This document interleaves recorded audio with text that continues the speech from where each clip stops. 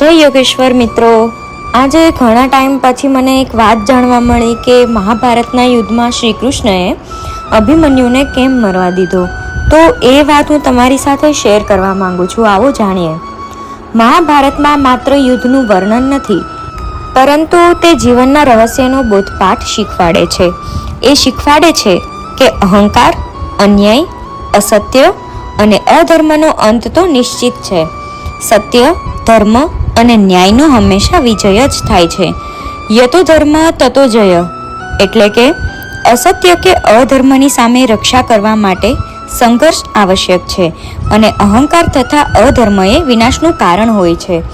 મહાભારત એક જીવનની ઘટનાઓનું સત્ય શું છે તે બતાવ્યું છે. આવો જાણીએ. રામાયણ અને મહાભારત અને ભાગવત આ ત્રણેય ભારતીય સંસ્કારોનું રસાયણ છે. મહાભારતની રચના અતિ પ્રાચીન ગ્રંથોમાં ગણવામાં આવે છે. આમાં બે ભાઈઓની કુરુક્ષેત્રની કથા છે. આખા કુરુવંશની કથાનું વર્ણન છે.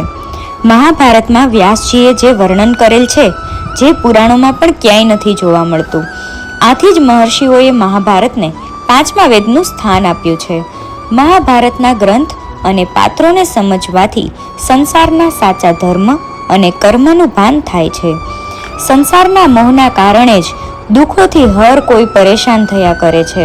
કામ, લોભ, ભય અને મોહને કારણે ક્યારેય ધર્મનો ત્યાગ કરવો જોઈએ નહીં, કારણ કે ધર્મ જ સર્વસ્વ છે. આ મહાન પાવનકારી ધાર્મિક અને ઐતિહાસિક ગ્રંથ જીવનને સાચા માર્ગે લઈ જનારો છે. હંમેશા સત્ય અને ધર્મનો જ જીવનમાં વિજય થાય છે, જે આ ગ્રંથનો સાર છે. મહાભારતની આદિકથા અને મહત્વ આવો જાણીએ. અતિશય પ્રાચીન કાળમાં સૂર્યવંશમાં ઉત્પન્ન થયેલા લોમહર્ષણ નામના એક મહાન ઋષિના પુત્ર ઉગ્રસ્વા ઋષિ થઈ ગયા. એ પણ પોતાના પિતાથી 2 ડગલા આગળ હતા, અર્થાત બાપથી સવાયા ઋષિ હતા. તેઓ એક દિવસ ફરતા ફરતા શૌનક મુનિના આશ્રમમાં જઈને પહોંચ્યા અને તેમણે આશ્ચર્યજનક રહસ્યપૂર્ણ અર્થવાળી અને ન્યાયથી ઉક્ત વેદ અને શિષ્યોના આશયથી યુક્ત મહાન પ્રભુ વેદ વ્યાસજીએ રચેલ બ્રહ્મોપદેશ આપનારી, અતિ પાવન કરનારી અને પવિત્ર કરનારી કથાને સાંભળવા માટે નિવેદન કરવા લાગ્યા. જેમાં અભિમન્યુ, જે અર્જુનનો પુત્ર હતો, તેનો વધ શ્રી કૃષ્ણએ શા માટે કરાવ્યો હતો એ ખબર છે કોઈને? તે પ્રશ્ન પણ અગત્યનો છે. તો આવો આજે આપણે જાણીએ. તેમણે ધર્મપૂર્વક મહાભારત ઇતિહાસના સ્વરૂપનું કથન કર્યું. તેમણે જ્ઞાન દ્રષ્ટિથી સમગ્ર મહાભારત કથાનું આદિથી અંત સુધી પ્રત્યક્ષની જેમ દર્શન કરી વર્ણન કર્યું અને આમ આ મહાભારત રૂપી મહાન ગ્રંથની રચના થઈ. ભારતનો મહાન ગ્રંથ તે આ મહાભારત છે. આ ગ્રંથમાં અધિકાર ભેદે ભિન્ન ભિન્ન ધર્મો, 4 આશ્રમો, 4 વર્ણો, તપશ્ચર્યા, પૃથ્વી, ચંદ્રમા, સૂર્યગ્રહ, તારા, 4 યુગ, 4 વેદ, આધ્યાત્મશાસ્ત્ર, દર્શન ન્યાય, યોગ શિક્ષા, દાન, દેવ, ચિકિત્સા, રાજનીતિ, મોક્ષ ધર્મ, ગીતા, નીતિશાસ્ત્ર, સમાજશાસ્ત્ર આદિ અનેકવિધ વિષયોનું વિશદ કથન કરાયું છે. ધર્માચાર્યે ચ કામે ચ મોક્ષે ચ ભરતવર્ષમ કથામાપી ન વિદ્યતે, અર્થાત ધર્મ, અર્થ, કામ અને મોક્ષના વિષયમાં જે છે તે અન્યત્ર છે અને જે નથી તે તો ક્યાંય નથી. મહાભારતનો આશ્રય લીધા વિના આ પૃથ્વી ઉપર કોઈ કથા વિદ્યમાન હોઈ શકે નહીં. મહાભારતમાં 18 પર્વો છે. ગીતામાં 18 અધ્યાય છે. ગીતા મહાભારતનો જ અંશ છે અને તે મહાભારતનું હૃદય છે. મહાભારત માત્ર કથા નથી, પરંતુ મહાભારતમાં જીવન વિષયક અપરંપાર દર્શન અભિવ્યક્ત થયું છે. ધર્મનો જય અને અધર્મનો પરાજય તે તેનો દ્રષ્ટિકોણ છે. પાંડવો અને કૌરવોનું યુદ્ધ સત્ય અને અસત્યનું, ધર્મ અને અધર્મનું, નીતિ અને અનીતિનું હતું. મહાભારતના યુદ્ધમાં અભિમન્યુનું પાત્ર શું હતું આવો જાણીએ. મહાભારતમાં પાંડવોના પક્ષે ભગવાન શ્રી કૃષ્ણ હતા, જેઓ નીતિ, કુશળ, બુદ્ધિમાન અને સત્યનિષ્ઠ હતા. પાંડવોની રક્ષા માટે તેનું વચન હતું. છતાંય પ્રશ્ન એ થાય કે અર્જુનનો પુત્ર અભિમન્યુ, જે કુશળ યુદ્ધ શાસ્ત્રી હતો, છતાંય તેનો વધ કરવામાં શ્રી કૃષ્ણનો ફાળો કેમ હતો? માત્ર 16 વર્ષની ઉંમરમાં અભિમન્યુ કુરુક્ષેત્રના યુદ્ધમાં તે કૌરવોના હાથે હણાઈને વીર ગતિઓને પ્રાપ્ત થયો હતો. ચક્રવ્યૂહમાં ફસાઈને માર્યો ગયો હતો. ચક્રવ્યૂહમાં 7 ચક્રવ્યૂહ હોય છે. તે યુદ્ધમાં ચક્રવ્યૂહમાં તેને ભેદીને બહાર નીકળવું તે કઠિન હતું, જેનું વર્ણન મહાભારતમાં છે. આ ચક્રવ્યૂહને ભેદવાની કળા અભિમન્યુ અને તેની માતા સુભદ્રાના પેટમાં ગર્ભાવસ્થામાં જ શીખ્યો હતો. પરંતુ 6 ચક્રવ્યૂહનો ભેદ જાણ્યા પછી 7મા ચક્રવ્યૂહનો ભેદ શીખતી વખતે તેની માતા સુભદ્રાને નિંદર આવી ગઈ હતી, જેથી તે 7મા ચક્રવ્યૂહનો ભેદ સાંભળી શીખી શક્યો.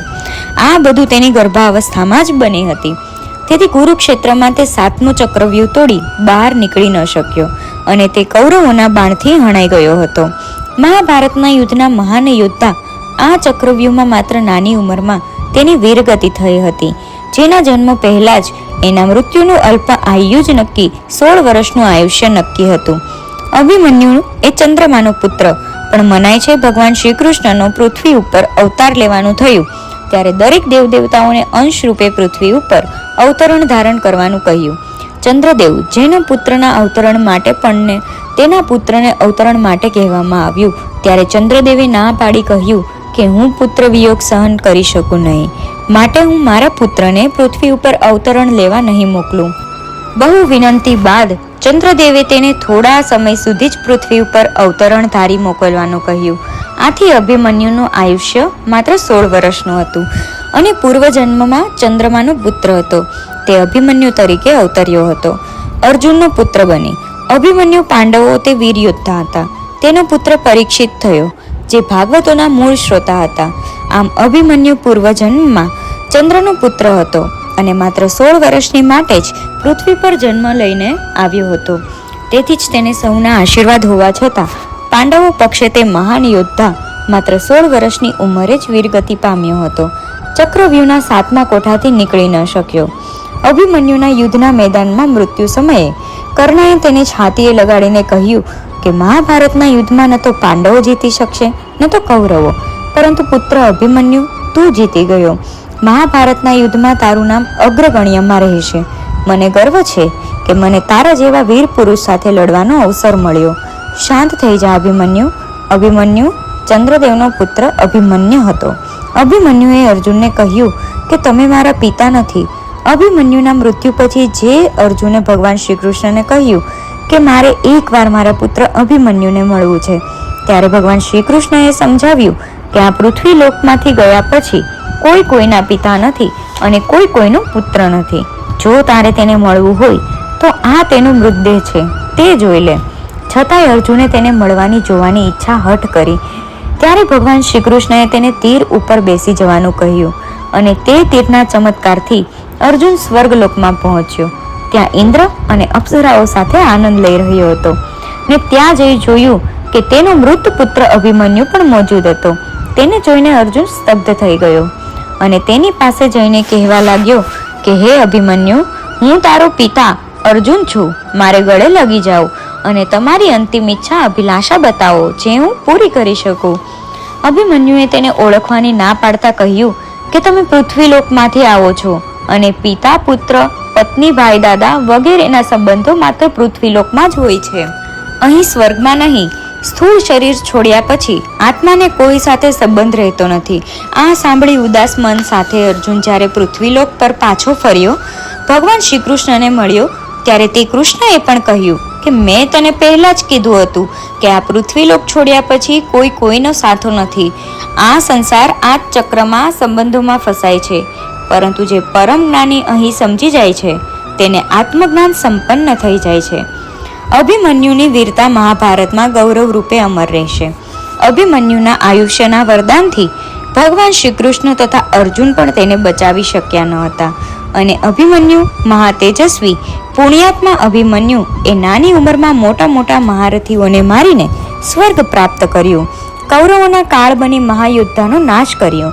દુર્યોધન પણ તેના વિશે બોલ્યો હતો, આ દુષ્ટ તો આપણે સૌને એક એક કરીને મારી નાખશે. પણ ચંદ્રમાના કહેવા પ્રમાણે તે અલ્પાયુપી હોઈ હણાઈ ગયો હતો, તેથી શ્રી કૃષ્ણ પણ તેને બચાવી શક્યા ન હતા. તો આ કથા છે મહાભારતના યુદ્ધમાં શ્રી કૃષ્ણએ અભિમન્યુને કેમ મારવા દીધો. કેવો લાગ્યો તમને આ વિડીયો? કોમેન્ટ જરૂરથી કરજો. જય યોગેશ્વર, જય શ્રી કૃષ્ણ.